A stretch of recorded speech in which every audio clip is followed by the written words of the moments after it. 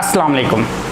Learn with Mohammad Imran में मैं आपके साथ हूँ मोहम्मद इमरान, और आज का जो हमारा टॉपिक है वो है ऑन पेज एसईओ। आज हम बेसिकली ये डिस्कस करेंगे कि हम अपने जो एक वेब पेज है उसके ऊपर एसईओ कैसे करते हैं और उसके लिए कौन कौन से इम्पोर्टेंट टॉपिक्स हैं, कौन कौन सी इम्पोर्टेंट चीज़ें हैं जिनको हम डिस्कस करेंगे और हम एक अच्छी ऑप्टिमाइजेशन कर सकते हैं अपने वेब पेज की। तो सबसे पहली चीज़ हम डिस्कस करते हैं वो क्या है। सबसे पहले आपको कंटेंट, अब ये डिस्कस करते हैं कि हमारा कंटेंट कितना होना चाहिए। कंटेंट 700 वर्ड से स्टार्ट होता है। 2005 से लेकर 2012-14 तक 300 वर्ड से आपकी एसईओ स्टार्ट होती थी, लेकिन आजकल आप कम से कम 700 वर्ड से आप एसईओ स्टार्ट कर सकते हैं एक आर्टिकल की। लेकिन एक हाई रिकमेंडेशन के मुताबिक और मेरी अपनी ज़ाती राय और एक्सपीरियंस के मुताबिक आप कम से कम आप 1800 से 2000 वर्ड का कंटेंट यूज़ करेंगे। और कंटेंट अगर आपकी स्ट्रॉन्ग इंग्लिश है तो आप खुद लिखें। अब बात करते हैं हाई क्वालिटी कंटेंट की कि कंटेंट हाई क्वालिटी कैसे होना चाहिए।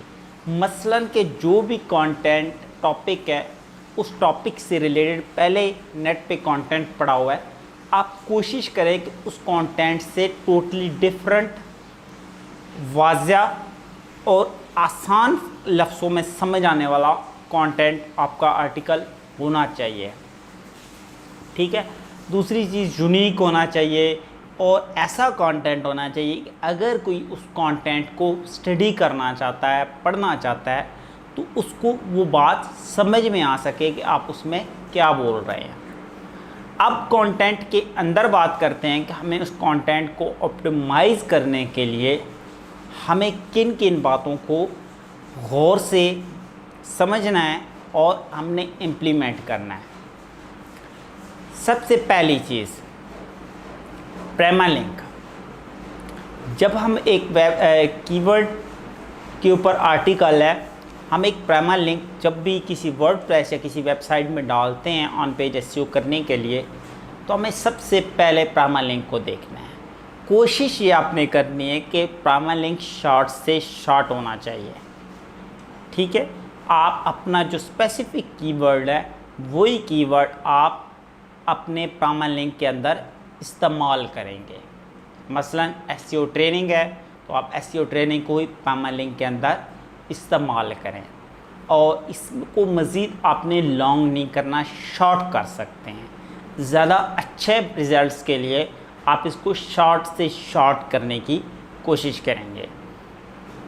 नेक्स्ट, आपको टाइटल बनाना है। जब आपको एक टाइटल बनाना है तो उसमें आपने जो फोकस कीवर्ड है वो फर्स्ट पे यूज़ करना है। उसके बाद आपने उसको थोड़ा सा उसके बारे में आगे मज़ीद कुछ डिटेल में लिखना है।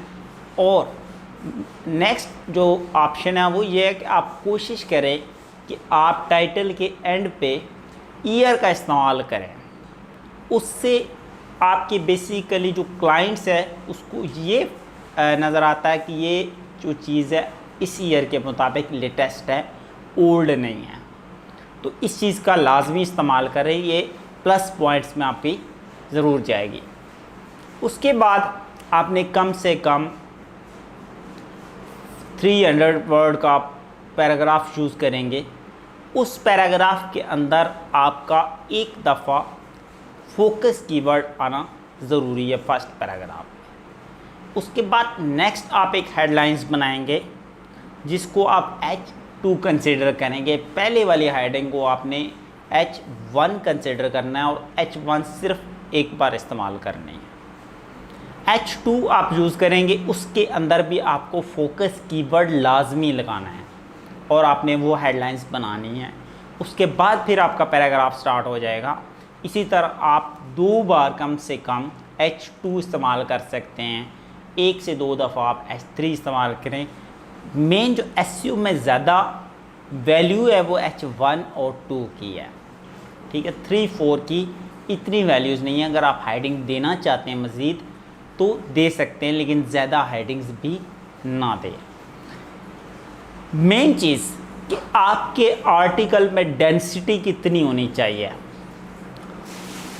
हाईली रिकमेंडेड है, प्रेमदीन कहता है, अनिल पटेल कहता है, बहुत से एक्सपर्ट्स कहते हैं, मेरी ज़ाती राय है कि 1% होनी चाहिए, 1% से अबव नहीं होनी चाहिए। लेकिन इससे भी अगर आपकी कम हो सकती है तो आप ज़रूर करें, लेकिन इससे ज़्यादा ना करें। 1% का मतलब है कि अगर 1000 वर्ड का आपका आर्टिकल है तो उसमें 10 दफ़ा आनी चाहिए। उसमें अगर आप 7 दफ़ा भी कीवर्ड इस्तेमाल करेंगे तो वो ज़्यादा परफेक्ट होगा बनिस्बत 10 के। अब नेक्स्ट, आप जो भी इमेज आप यूज़ करना चाहते हैं अपने आर्टिकल के अंदर, अपने पेज के अंदर, आप उसको फ़ोटोशॉप में लेकर जाएं, उसको थोड़ा सा आप एडिटिंग करें और उसको यूनिक बनाएं। दूसरा, आपने इमेज की क्वालिटी अच्छी रखनी है, लेकिन जो इमेज का साइज़ है वो 75 KB तक आप रखें, ठीक है। और उसका जो टाइटल, उसके अंदर भी आपने कीवर्ड इस्तेमाल करना है। फिर मेन जहाँ पे आपने कीवर्ड इस्तेमाल करना है एसईओ के पॉइंट ऑफ व्यू से, वो है ऑल टेक्स्ट के अंदर आपने फोकस कीवर्ड का इस्तेमाल करना है। उसके बाद मज़ीद आप आर्टिकल्स को लेकर आते हैं नीचे। 2005 से गूगल ने एक अपडेट की थी कि आपकी वेबसाइट रिस्पॉन्सिव होना मस्ट है। मतलब उससे पहले जो वेबसाइट्स बनी थी, अभी भी कुछ ऐसी वेबसाइट्स हैं जो मोबाइल्स पे, टैबलेट पे व्यू नहीं चेंज करती। आजकल हर वेबसाइट जो अभी बन रही है वो लाजमी रिस्पॉन्सिव है, तो वेबसाइट रिस्पॉन्सिव होना मस्ट है। उसके अलावा एक और अपडेट आई थी, वो मैं आपके साथ शेयर करूं, जो अभी भी है, एक रैंकिंग फैक्टर भी है बहुत बड़ा, कि आपकी जो साइट स्पीड है, वो वेबसाइट की स्पीड है, वो फास्ट होनी ज़रूरी है। वो कैसे होनी है उसके ऊपर नेक्स्ट लेक्चर पे हम डिस्कस करेंगे। अब हम डिस्कस करते हैं कि आपने सारा कंटेंट डाल दिया, उसमें इमेज डाल दिया, उसमें आपने तमाम हेडिंग्स डाल दी। अब आपने मेटा टाइटल, मेटा डिस्क्रिप्शंस, ठीक है, का इस्तेमाल करना है। तो उसके लिए आपने एक अच्छा और नहायत अट्रैक्टिव सा टाइटल क्रिएट करना है, तकरीबन 60 to 65 कैरेक्टर्स का।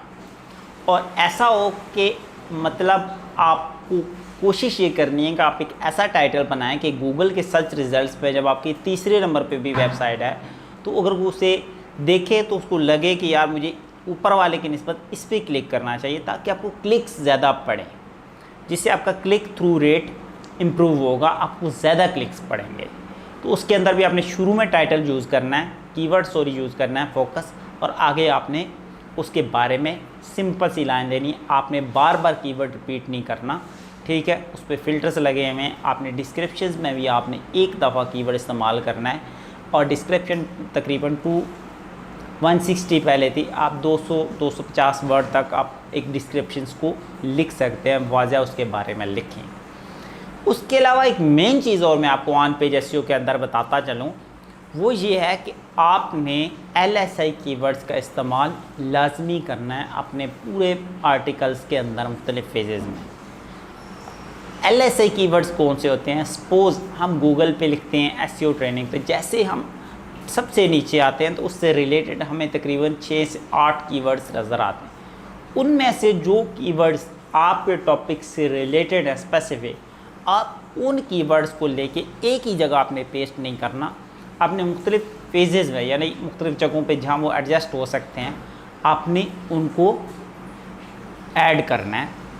और आपने अपनी जो पोस्ट है उसमें आप इमेजेस का ज़्यादा इस्तेमाल कर सकते हैं, ठीक है, लेकिन हैवी इमेजेस आपने नहीं इस्तेमाल करने। उसकी रीज़न ये है आपकी स्पीड स्लो हो जाएगी वेबसाइट की, ठीक है। और आपने पोस्ट ऐसी बनानी है कि अगर कोई पढ़े तो उसको अच्छी लगे, जिससे आपका बाउंस रेट कम होगा, ठीक है। आपने बाउंस रेट को कम करना है, उसके लिए आपको एक अच्छी पोस्ट क्रिएट करनी पड़ेगी, ऐसी पोस्ट जिसके ऊपर क्लाइंट एक बार आए तो उसको दोबारा वापस जाने को दिल न करे, वहीं से वो मुतमईन होगा। तो डेफिनेटली आप एक लॉन्ग टाइम तक अपनी वेबसाइट को गूगल के टॉप सर्च रिजल्ट्स में रख सकते हैं। ये कुछ बातें थी जो नहायत ही इम्पोर्टेंट थी, जिनके ऊपर पिछले 7 साल से मैं एक्सपेरिमेंट्स कर रहा हूँ और रिज़ल्ट्स ले रहा हूँ, और अभी मैंने काफ़ी सारे वेबसाइट्स इसी मेथड के ज़रिए रैंक किए हैं, और ये श्योरिटी के साथ मैं बात कह सकता हूँ कि होती हैं। तो आप इन चीज़ों को अगर फॉलो करते हैं तो 110% श्योरिटी है कि इंशाल्लाह आप भी ज़रूर कामयाब होंगे। आपने डुप्लीकेट कंटेंट यूज़ नहीं करना, ठीक है, कीवर्ड स्टफिंग नहीं करनी, ठीक है, कोई भी ब्लैक हैट टेक्निक आप यूज़ ना करें। वाइट हैट टेक्निक के ज़रिए आप अच्छा कंटेंट यूज़ करें तो वो लॉन्ग टाइम तक आप अपने सर्च इंजन के अंदर आपकी अपनी वैल्यू बनी रहेगी। लेकिन इन तमाम टिप्स को लाजमी फॉलोअप कीजिएगा। अगर आपको ये वीडियो अच्छी लगे तो उसको लाइक और शेयर ज़रूर करें, और वीडियो अच्छी लगे तो चैनल्स के नीचे सब्सक्राइब का बटन है, इसको सब्सक्राइब ज़रूर करें ताकि आने वाली वीडियोस आपको मिल सकें। और क्वेश्चन हो तो नीचे कमेंट्स करें, मैं आपको रिप्लाई ज़रूर दूंगा। Thank you.